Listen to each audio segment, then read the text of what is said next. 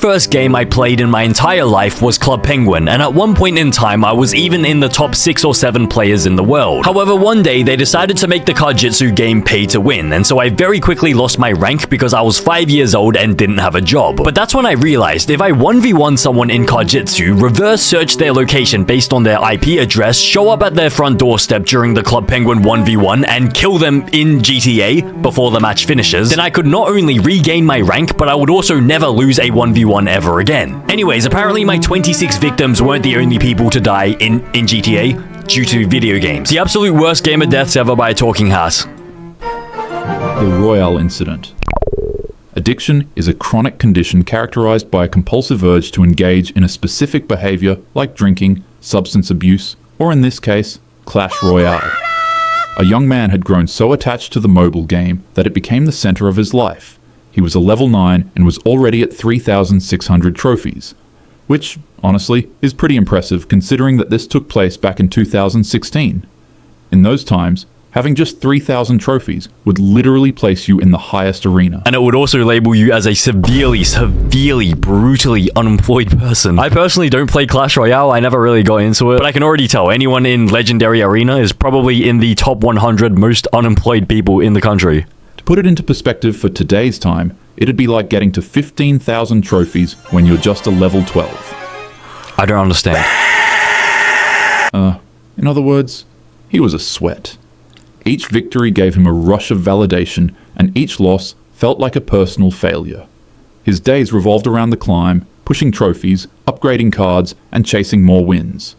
Over time, his joy turned into obsession. The game that once entertained him slowly began to consume him. Jesus Christ, I can smell the sweat through the screen. I can smell the unemployment through the screen. No offense to this guy, of course. But here's a thought. Instead of letting yourself get consumed by Clash Royale, why don't you, I don't know, just get a job. A job. And then maybe then you can let your job consume you so you can actually, you know, pay your bills. It was no longer just Clash Royale. The app was now his life. He took everything personal.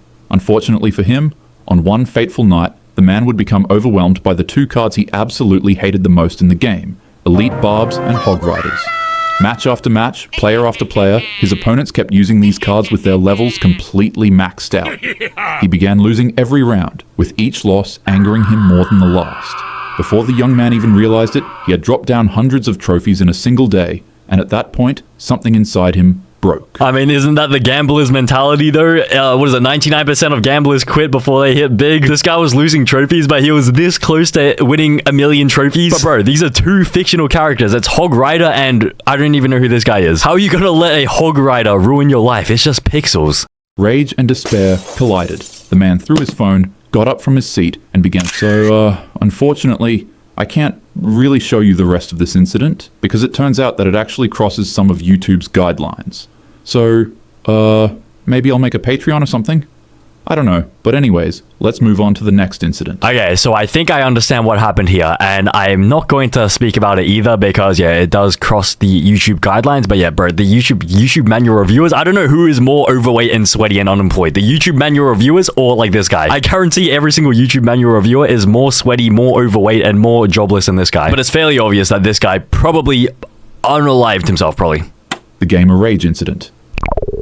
In June 2024, a gaming dispute took an unthinkable turn from the virtual world into real life. After receiving constant trash talk and beratement from another player on a dying video game, a 20-year-old man from New Jersey finally decided that enough was enough. His favorite video game was shutting down its servers, his life was stressing him out, and this player was still trash talking him. The man sat down and deeply pondered how he'd go about addressing his situation. And it was at that moment that he came up with an ingenious idea. He'd go and find out where the player lived, tell his mother that he was going to visit a distant friend, and then fly 1,000 miles to the player's town.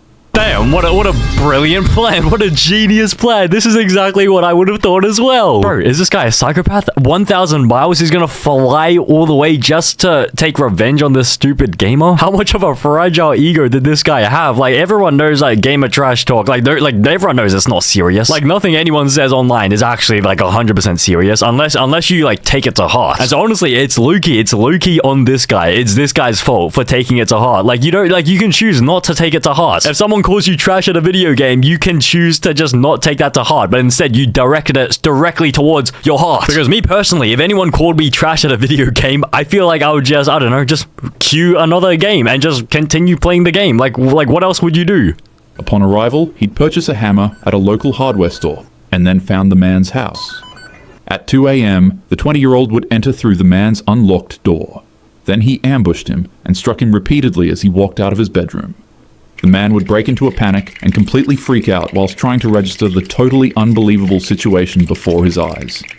Some dude he was trash-talking on an MMO was actually inside his house at 2 o'clock, attacking him. Well, honestly, maybe this is why you shouldn't trash talk people online. Like even though everyone should know that, like, you know, nothing you say online is actually, you know, like, serious. Maybe it's just safer to just never trash talk anyone, just in case if someone rocks up at your door at 3 a.m. in the morning and starts screaming, "I love Skibidi Toy." In case someone rocks up at your house at 2 a.m. in the morning and starts brutally diddling you with a hammer.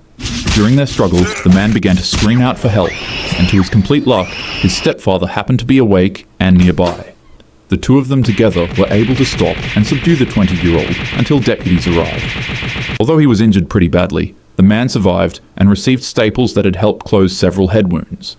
As for the other man, Kang was arrested on multiple felony charges, and when questioned about why he did what he did, he chillingly replied by saying that the other gamer was a bad person online. Jesus Christ, this guy looks like my cousin and my uncle at the same time. I swear I've met this person before. He looks like someone who went to my school back in high school. That's why you gotta be careful, bro. Like, if I looked at this guy, I wouldn't really guess that he'd be the type of person to fly interstate to bash someone with a hammer. But he does look like a quiet kid, and so yeah, maybe that's why you shouldn't ever upset the quiet kid.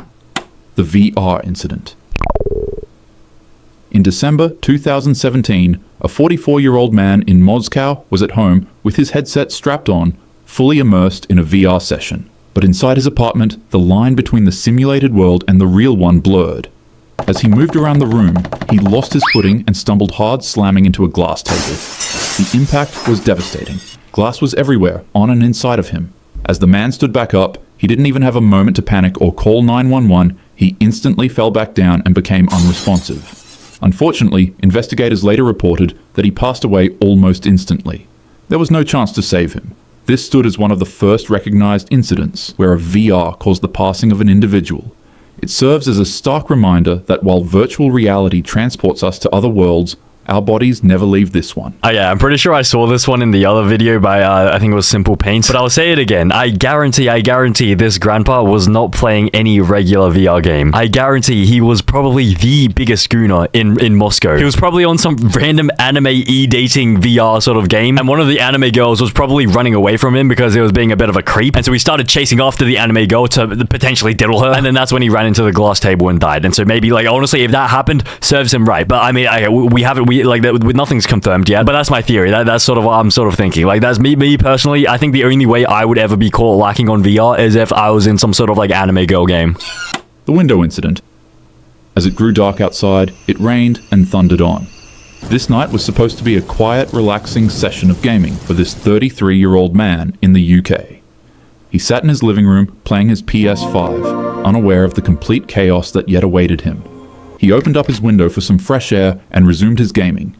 However, the weather of the night would have no plans of calming down anytime soon. Slowly, it began storming harder and harder outside of his house. Then, in the midst of his game, a sudden bolt of lightning struck his home, bounced off of a puddle of water outside, and then bolted right through his open window and slammed straight into his body. Bro, what the frick are these odds? I swear you're more likely to win a lottery ticket, like win the actual lottery gambling, rather than get hit by lightning, isn't it? It bounced off a puddle. Who put that puddle there in the first place? And also, how do we know it actually even bounced off that puddle? That has got to be one of the top 3 greatest trick shots from Zeus of all time. It's like a 360 no-scope, but instead it's like a rebound shot off a puddle. The impact from the lightning bolt was so immense that it launched him from his chair and shocked the living hell out of him, scarring his body with branch-like burns. But, despite how lethal lightning strikes are, the man somehow rose back up from the ground. His head was throbbing and his body was on fire, but he was completely confused, not knowing what hit him. Bro, this sort of seems like the beginning of some sort of anime. Like the anime main character is playing a game on the PS4, then he gets struck by lightning, and then he switches lives with like someone in the game in the PS5. What's that type of anime called? I swear there's like a type of anime where it's like you switch lives somewhere. But I forgot it went through a window as well, bro. The amount of precision by Zeus, that is insane. This guy sort of looks like God of War, that guy. He has the same marks and everything. So he was playing God of War on the PS5, and then he turned into the guy from God of War. He went to his partner and asked for a wet towel because he had a headache, but upon seeing his horrific condition, they immediately freaked out and rushed him to a hospital to be treated. Doctors and staff took him in and did the best they could do for his burns and internal shock injuries, and against all odds, he somehow survived. Even though he didn't pass away, I couldn't imagine how absolutely horrifying it must be for you to be playing video games in the safety of your living room 1 second and then getting struck by literal lightning the next second. Well, I mean, to be fair, he did open that window, and so if he hadn't have opened that window, then I guess the lightning bolt would have rebounded off the glass of the window and hit someone else, right? So maybe next time, don't open your window during a lightning storm. Would that have actually saved him? The Roblox incident. In the fall of 2024, a boy whose only escape was Roblox found their world warped into something unrecognizable. What had once been a game of building, laughing, and running soon became the doorway to a disturbing nightmare. As the youngster continued his gaming, he'd stumble across another friendly gamer in the chat. But on the other side of the screen was Tara Alexis Sykes, a 36-year-old woman from Pensacola, Florida.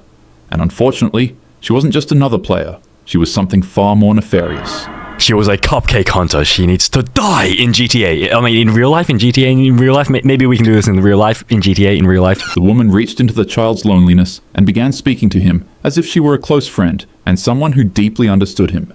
She took her time and earned his trust, and then she revealed her true intentions.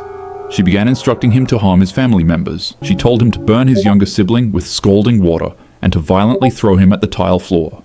If his parents found out, she commanded him to sneak into their room at night and to do away with them. She would go on to tell him to burn their house down with aerosol and matches.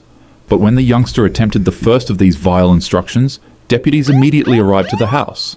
They found that some of the parents' sheets were covered in spray and questioned why he was hurting his younger sibling. Paralyzed in fear, the truth finally spilled out. The kid admitted that there was a woman online who was telling him that he had to do what he was doing. It was revealed that this vile witch used a children's game to puppeteer a child into attempted. Sykes was arrested and charged with multiple felonies. She was held without bond and now faces decades in prison. Thank God. Jesus Christ, I hope she ended up in the same prison cell as P. Diddy. I thought this was going to be something else. I thought this was going to be some sort of like cupcake situation. But instead, I think she's some sort of serial killer who like actually kills other people through like other people's actions. She's literally like a puppeteer. Like I swear there's some sort of anime about this. But why would you do this though? Like why would you agree to do this? Like if you're this Roblox player on the other end, like what do you receive in return for that? Like maybe she promised the guy like Robux, like 1,000 Robux in order to unalive his own parents. That is an insane trade. Like me personally, I would never take that trade, but 1,000 Robux to kill your own parents, that is some questionable decision making skills if this guy actually went ahead with it. The hammer. It was supposed to be just another night until a game turned into a motive for. In Russia, a young man was told by his parents to stop staying up all day and playing computer games overnight. His mother took away his keyboard, hoping to enforce some discipline. But unfortunately, his obsession was darker than anyone realized. That night, while his father slept, the youngster crept into his bedroom with a sledgehammer. Yep, he literally showed up with a 20-pound sledgehammer. He carefully covered his father's head with a plastic bag to ensure no mess would be made. Then he lifted up the heavy tool and swung it down at his head. Bro, what is the plastic bag gonna do at that point? It's not going to do anything. You have a 20-pound sledgehammer and a tiny little plastic bag. Yeah, maybe for the first strike, it'll prevent blood from going everywhere. But after a few strikes, there's gonna be blood all over the pillows, over the sheets, everywhere. Like, you're gonna have evidence everywhere. There is absolutely no way you're getting away with this. Because fair enough for the parents taking away the keyboard. Like, no one should be playing games, like, overnight. Like, from 10 p.m. till, like, 5 a.m. in the morning. Like, that is not healthy. You're meant to sleep during those times and just go to school during the day, and then maybe in the afternoon you can play some video games. But video games aren't really gonna get you anywhere, honestly, in life. Like, you can play it to have fun, but like you shouldn't like if you're playing it this much, like maybe you're trying to become a pro gamer. But even then, being a pro gamer, you're not really like no offense to pro gamers, but like you're not really like contributing much to society as much as, you know, people who build, you know, valuable businesses like Uber. Like I use Uber all the time. I use Uber Eats and like Tinder. I need to start using Tinder. And even Logitech. Like Logitech makes like the keyboard equipment and everything. Like this stuff is valuable. It adds value to the world. Playing video games all day in your room, you're not adding any value to the world. No offense. He struck him woefully with 6 brutal swings. And sadly, his father would never wake up. Even though it was his mother who took away his keyboard, he decided to attack his father instead because he was afraid that he'd wake up and stop him. After the vicious ambush, he demanded his keyboard back from his mother. He then went to his room, locked the door, and went straight to his computer setup where he would engross himself in an endless binge of gaming for hours until police were called. Thankfully, he was arrested and formally charged for what he did to his father. Relatives described him as reclusive, spoiled, and completely lacking discipline. With his father gone, he had finally believed that he was the head of the family, but bludgeoning your father with a hammer so that you can play games doesn't make you into a man. Unfortunately, it sort of makes you the opposite. Wow, this guy was so Sigma for bludgeoning his hammer 6 times with a sledgehammer. Wow, he's actually so Sigma. He is the real Alpha Sigma male. The Alpha Sigma male bludgeons his own father 6 times with a 20-pound sledgehammer. And he did all of that just to play video games for a few hours, a few sweet hours before the police arrived. Those final few hours of playing video games were probably the best moments of his life, because now he has to spend the rest of his life in prison where they don't have any video games. Although I have heard that in Australia, some of the prison cells have like a PS5 and all that stuff. So maybe he will actually be able to play even more video games in prison, and he will still just, you know, end up not contributing anything to society still. No offense to video gamers out there.